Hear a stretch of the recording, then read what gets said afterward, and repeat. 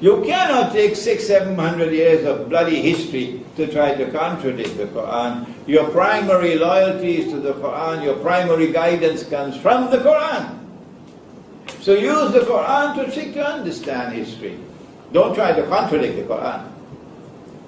So the Quran has established a positive relationship between Muslims and Orthodox Christians. Is that all the days in the Quran? No, there's more. There's more.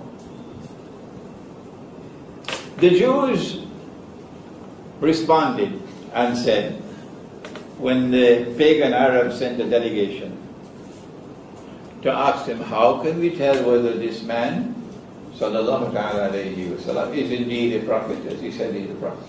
They said, ask him these three questions, which only a prophet can answer. In my book, Surah Al-Kahf, about an age at the back, deals with those three questions.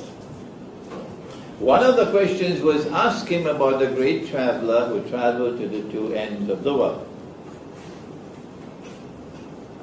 But when Allah answered the question, He first repeated the question and then He answered it. وَيَسْأَلُونَكَ عَنْ ذِي الْقَرْنَيْنِ. And they questioned thee, O Muhammad alayhi salatu wasalam, about Dhul Qarnayn, a great traveler who traveled to the two ends of the world.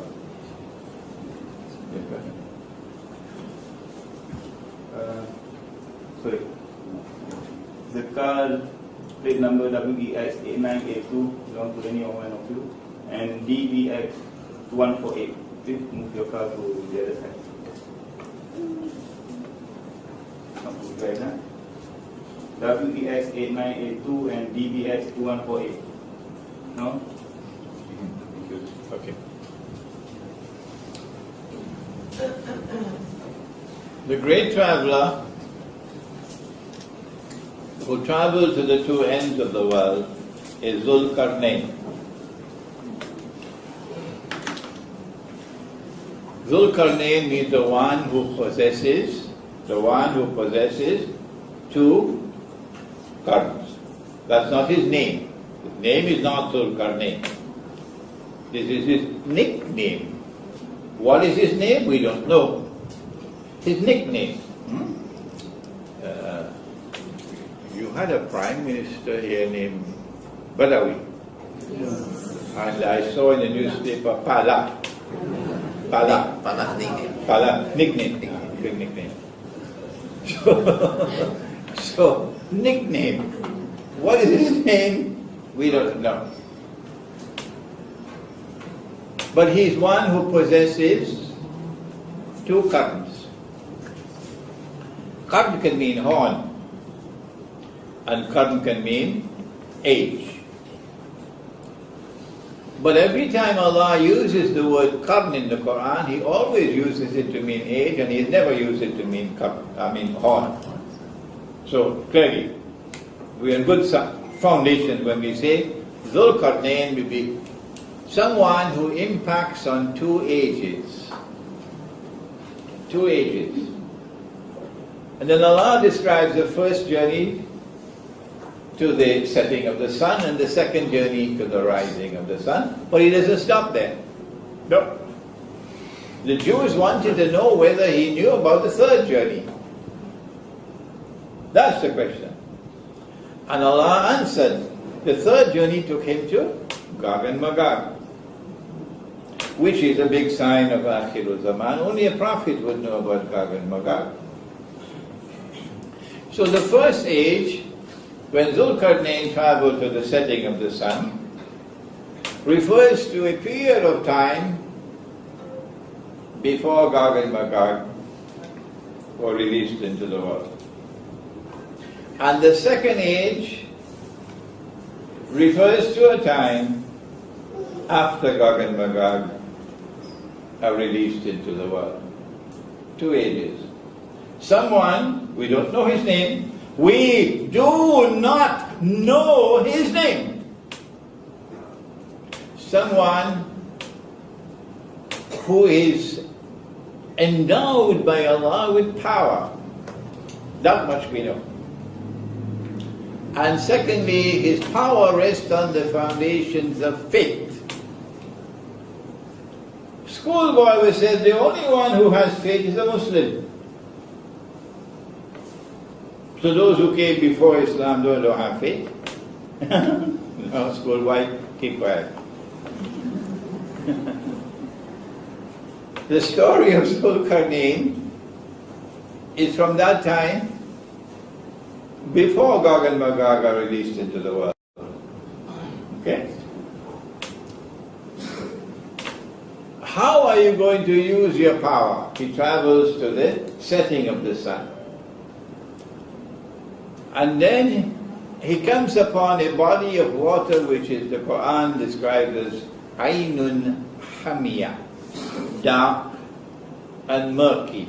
Aynun Hamiyah, dark and murky.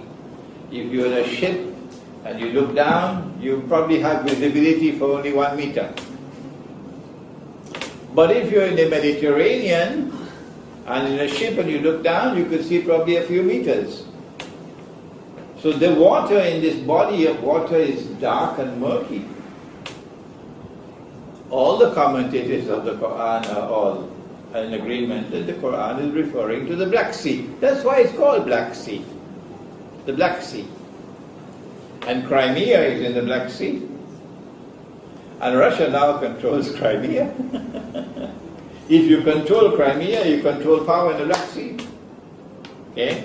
So at this place, he comes across the people, the Black Sea. And Allah asks him, how are you going to deal with them? When power rests on the foundations of faith, how will power be used? And his response was, those who commit acts of dhulm, those who are unjust, wicked, who are oppressors, I'm going to punish them. So power will be used to punish the oppressor, punish the wicked. And those who have faith and who are righteous in conduct, I'll treat them nicely and reward them. But when they go to you, you will punish them as well. So at that time, when Gog and Magog had not been released, power was used by Zulkarnain in that region of the world in this way, to punish the oppressor. The Quran is telling us that when Gog and Magog are released, and when they spread out, وَهُمْ مِنْ كُلِّ حَدَبٍ يَنْسِلُونَ, and they spread out in all directions, and with their invincible power they take control of the world in the world order of Gog and Magog. At that time, in this region of the world in which the Black Sea is located, the world is going to witness something marvelous. And that is that power in this region of the world will once again be endowed by Allah to be a power that is irresistible. Yeah. Allah will give the power. And that power will rest on foundations of faith. And that power will be used to punish the oppressor. I had dinner in Belgrade at the home of a very distinguished person, and he invited an ambassador. I won't mention ambassador to which country.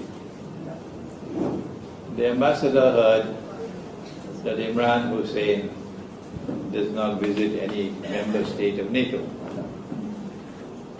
So she made the mistake of asking me, why do you not visit NATO member states? So I gave her an answer. Maybe she might listen to this lecture to confirm that I'm speaking the truth. I gave her an answer to which perhaps she was not accustomed in the diplomatic community. You don't speak this bluntly. But my answer pleased my Serbian host very much. I said to Her Excellency, I do not visit member states of NATO out of respect for the blood and the tears of my people. That's my answer to her. The blood and the tears of my people. For NATO is the world's biggest oppressor today. So in that region of the world, power is going to emerge once again on the foundations of faith. And that power is going to be used once again. Remember, it is Zul Qarnayn, 2 ages. That one already gone. When will the second one come? Has it come already? The second one. If it has, schoolboy, tell me when it will come. Ask the schoolboy for me to answer me. I am saying this is the second one now. If I am wrong, then schoolboy, tell me when did it come? Because I'm not aware. A power coming in that region of the world, irresistible power. That's Zulkarnain's power. But yes, I see it now. After the Bolshevik Revolution of 1917, which was a Jewish revolution, to break the back of Christian Russia. And then communism and the godless atheist Soviet Union.